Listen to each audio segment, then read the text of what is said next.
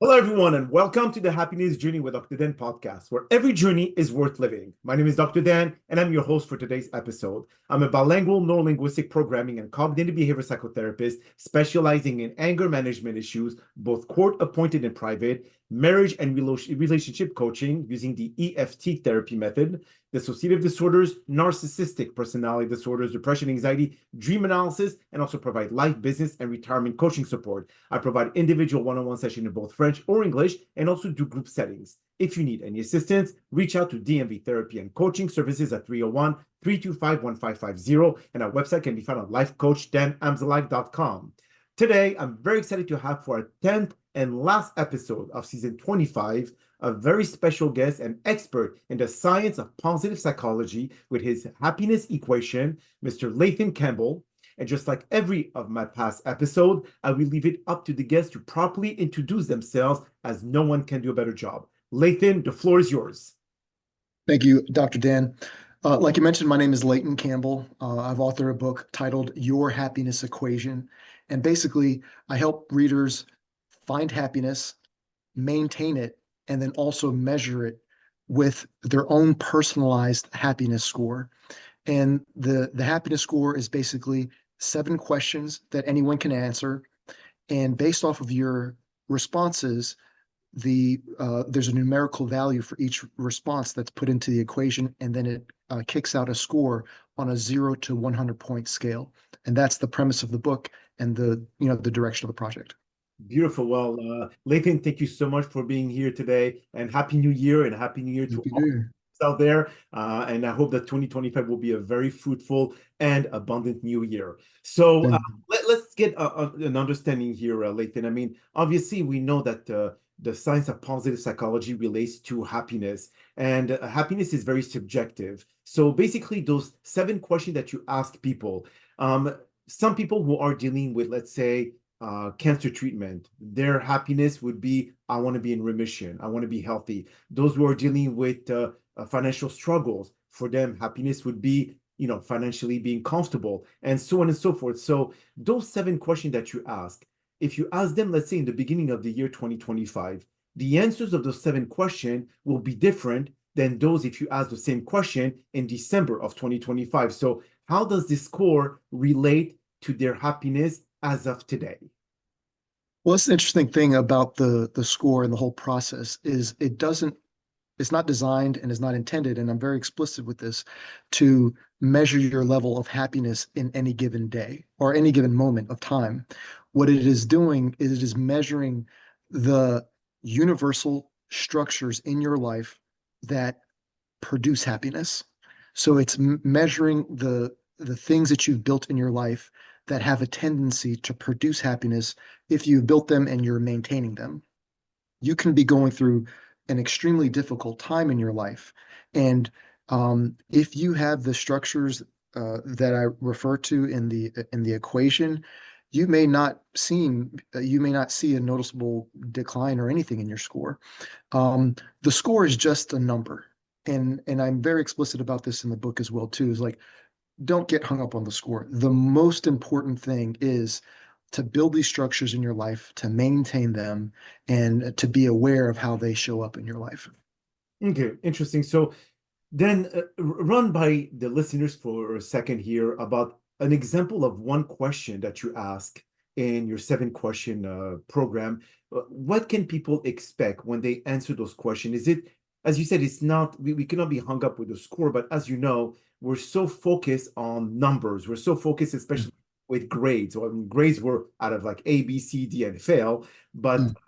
in terms of numbers, if people should not really rely too much on the score, then what's the point of this equation from the get-go? Okay, so great question. The point of the equation is to identify an area of opportunity. Okay. So we're not really wanting to say, and I'm very explicit again about this, it's like if someone is trying to get a 100, like 100 points, and they're going to be fixated on that, that is probably going to cause them to be very unhappy. So Okay. I don't encourage that. I encourage people to be honest and let your score fall wherever it may. But in looking at your score, what it does, it gives people who may not know where to start They have no idea. I just want to, in 2025, I want to be happier than I have been in prior years, but I have no idea where to begin. Taking the happiness quiz, answering the questions can help you start to thinking about some of these important things, to quantify them to some degree. And then in going through that process, you're like, wow, I did really good on 6 of these, but I was surprised because I never really thought about this particular one. I'm not really doing so well in that as I would like to.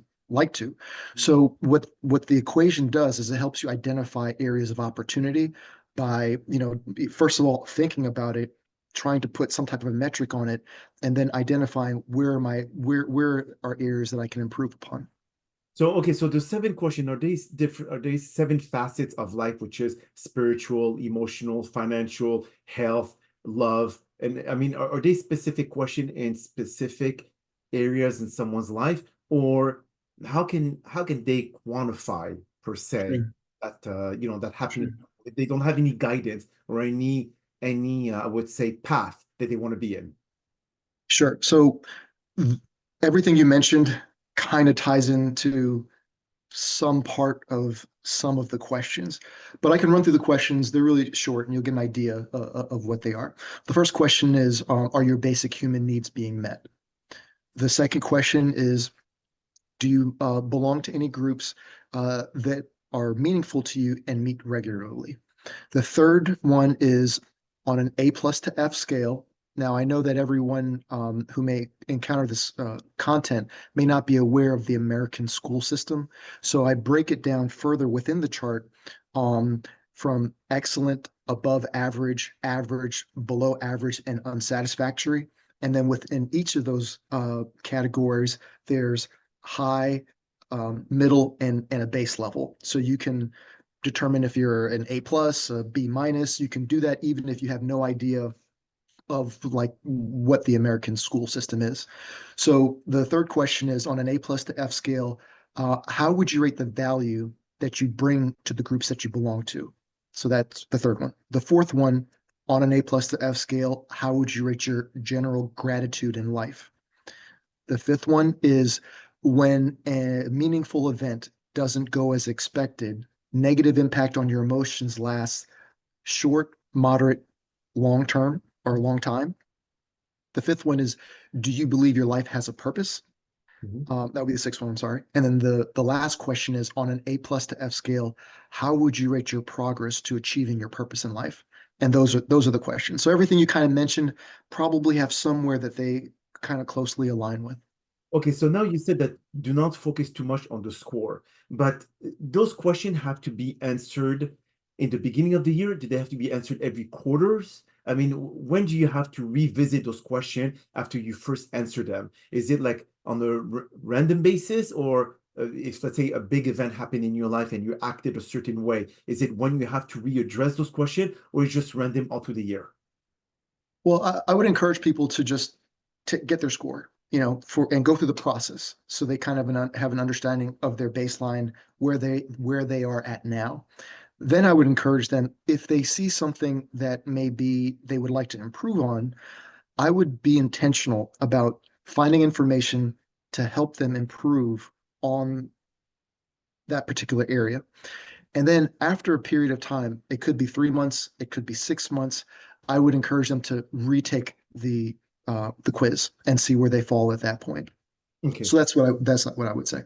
So if we have a good understanding that establishing a new habit or breaking an old one, it takes around 45 to 60 days, give and take. So if someone in the New Year resolution, they want to adopt a new habit in their life. So the key here is to be able to answer the question before the habit has been new implemented.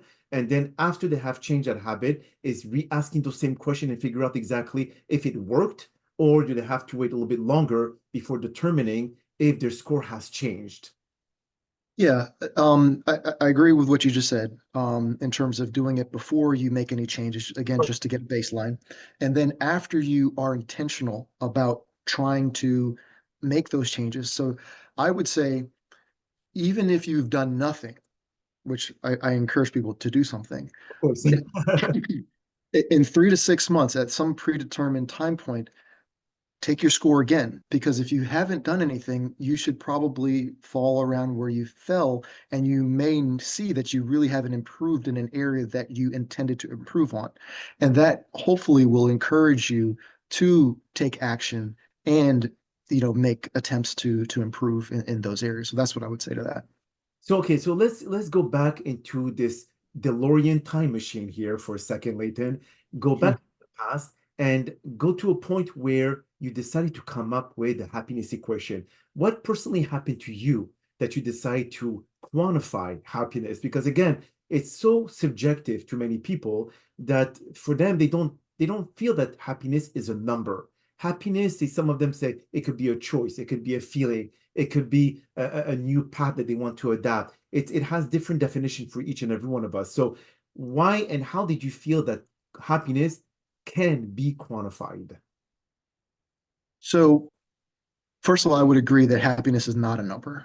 Um, this is just an exercise to help people start a process and having a way to have some way to measure it. And so that's what I would say.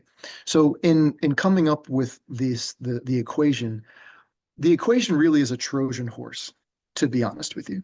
So if I were to just put a book out or information out about ways to be happy, it may not really have the effect that is intended. People may not, because there's a million books on and a million different resources about all different types of things.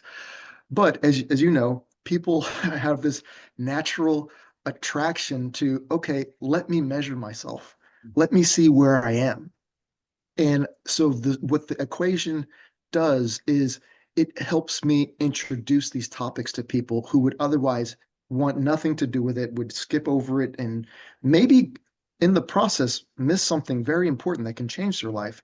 But because it was presented in a way where there was like an equation and questions and a quiz, now they have exposed themselves to something that can change their life. And that is kind of the idea there. Actually, you bring a very good point, Lathan, because what you just said kind of like brought a light bulb in my head. I mean, when we look at health, we look at finances, we look at everything in our lives, okay? When someone has to change their body, they look at their weight before they start a new program and they quantify them and they look at what is the progress based on their weight. Did I lose weight? No. So they look at a number, they said, okay, this is what it is. Finances, they said, okay, this year I want to make 200,000. Last year I made 100. Am I going to reach that level? So again, the happiness equation does make sense for people's purposes, desire to be able to determine if growth occurred. But Exactly. again, when we look at the general idea of what happiness is versus how much weight you lost or how many pounds you lost or how much money you made or your cholesterol level, how much you brought it down or and so on and so forth. Again, even when you look at a blood test, everything is numbers, right? So again, if you have to associate this with happiness, it all makes sense to have an equation to quantify it. But then at the same time, if happiness is a feeling doesn't have numbers. And that's why the difference is between what you can quantify and what you could qualify. I agree. I agree. So here's how I think most people would interact with my content is they would, become aware of it. They would, take their score.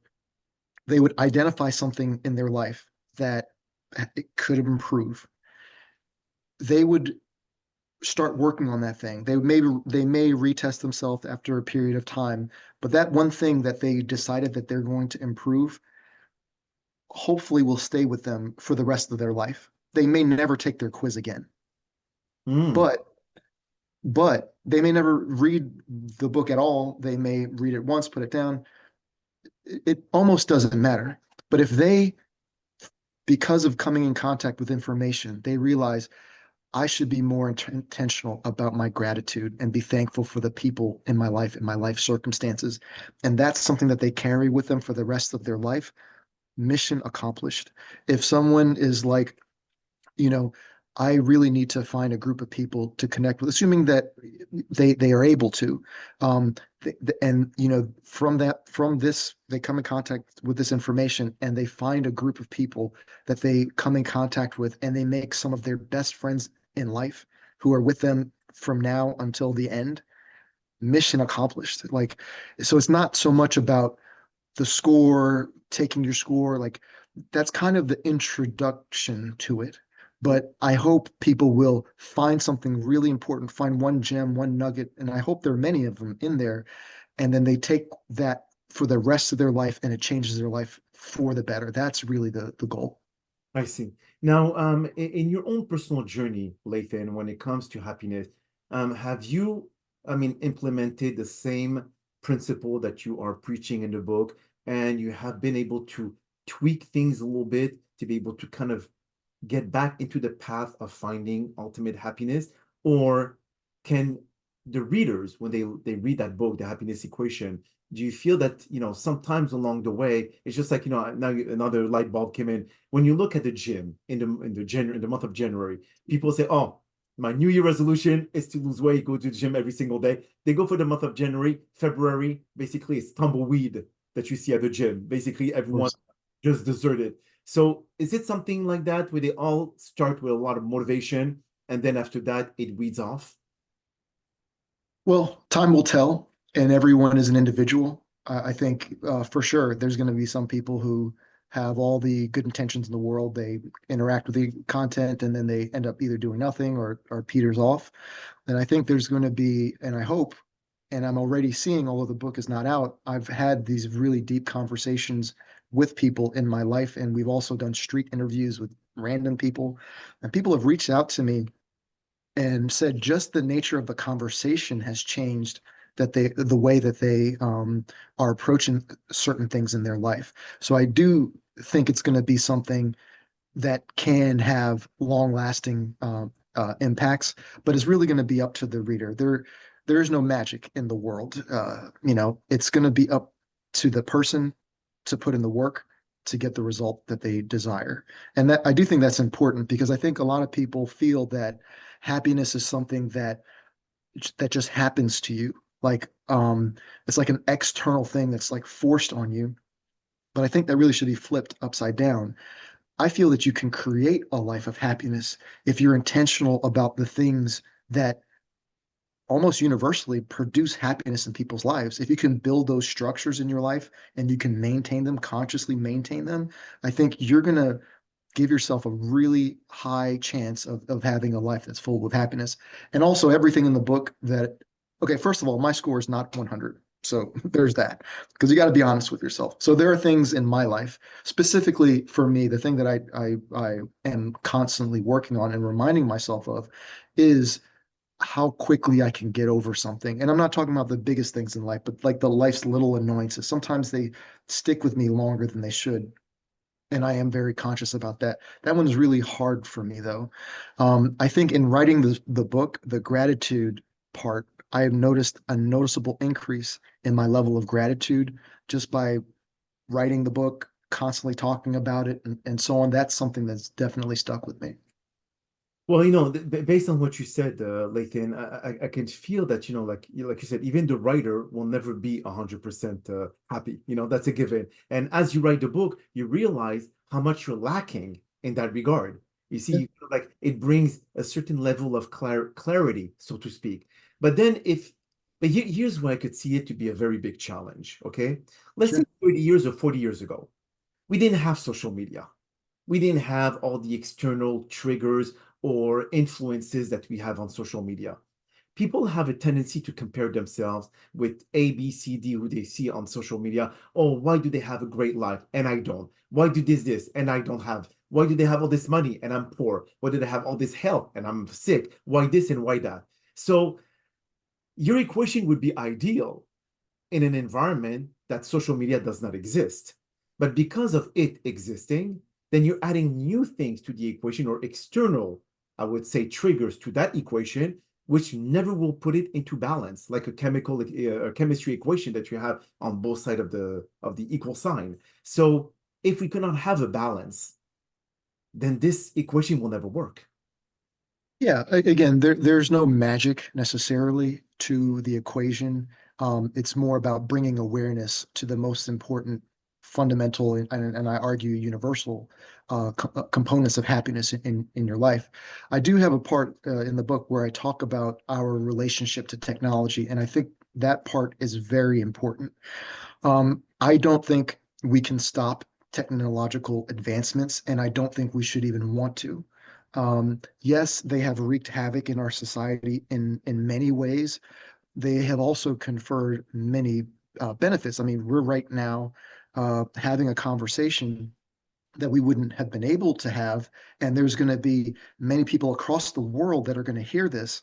And that would not be possible without some of the same people who created this stuff are the same people who created the other stuff that have caused issues. So I don't think we can change that. I don't think we should want to change that. I do think we should be aware that technology is a double-edged sword. And I Yes. think one of the things that we can do with technology is not let it replace in-person human connection. I think having conversations like this are important, but it's also important for those that are able to have in-person conversations face to face with people where you can hug that person, you can shake their hand, you can look them directly in the eye, and if it's a romantic relationship, like being physically present with people, I think is critically important. So I encourage people to have online friendships, and however you want to show up online, there's no stopping it. Have at it. But I specifically say you need to be very intentional about having in-person, real connections with humans in the real world. Not everyone is able to do that for various reasons. But for those who are, I encourage you. And if it's hard for you, but it's possible, I encourage you to push yourself and to try. But when you go, this is ideal situation that you just mentioned. But when you look and you go to a Starbucks nowadays, everyone is looking down on their phone and they're not really looking what's going on around them. So as technology advances, then should human communicate or human, I would say, connection will digress? I think so. I think it already has. I mean, you look at how communicating through text and other medium has changed the language. I think it I think it has the ability to make things degrade. I also think it's not inevitable for that to happen. I think people like me, people like you, people who have gotten this far in the podcast and care about happiness and about having a better world, it's up to all of us to not let those things happen. There are cafes now that are popping up across the world where there are no screens allowed. Like you can't bring a screen in there, where people are reading books, they're playing chess with each other, they're having conversations. I went to one of the coolest places I have ever been to yesterday with my daughter. It was an old bookstore. They have mahogany shelves, 20 feet tall. They have books, $1,000 books that are worth every penny. They're leather bound books. And you go in there and and less books too. I bought that one of those books back there yesterday, Moby Dick, because that book is really important to our family. I read the whole thing to my children. It was an amazing experience, and I wanted to have like a memento of something that was so important to our family. But you go into a bookstore like that and you're able to see people who are like fascinated with the books. And I mean, I share that moment with my daughter. It's like, man, you can't really duplicate that online, at least not yet. So I think technology is, and the direction of it in terms of it being a big portion of life is inevitable, but I think there are ways to maintain our humanity. And I think all it really takes is being intentional. Know that technology has the attraction to kind of pull us away from that. But if you're aware of it and you can like hold firm, like I'm going to maintain these relationships. I do jujitsu and I meet with my guys and girls at my jujitsu academy several times a week, and we bleed, sweat on each other. We physically interact. It's like, and I know that I need to do that because it brings me so much joy. It's hard, Yes. but everything in life that's True. hard, that's positive, is good, for the most part. Uh, So you just have to be intentional. that's a good point. But now, what do you see the future of our society? And I know it's you don't have a crystal ball, no one does, but when it comes to instead of like the technology advancing the way it does, is there a way to be able to teach people how to be happier, how to be able to focus more on self-care instead of like buying materialistic crap that they will not need? Because again, happiness is fleeting. They will buy something, oh, I'm happy now, I got a new iPhone, and then a week later, oh my God, I'm in debt of $2,000. And what did it bring me? Just like maybe a very moment, like a very, very short level of happiness. And after that, hasta la vista, baby. So Yeah. where can people focus in the year 2025 to be able to sustain a certain level of happiness that they can drag all the way to the end?